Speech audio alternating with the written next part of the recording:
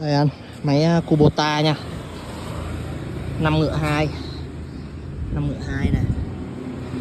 Tua 3.600 đến 4.000 nha. Máy đẹp hết nha. Kubota. Gắn cái bơm 2 họng hút xả 80 nè. Giật là nổ thôi ha.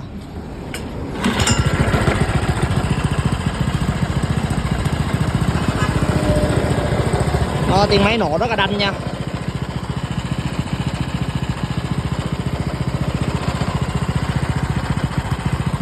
Máy cực kỳ đẹp luôn.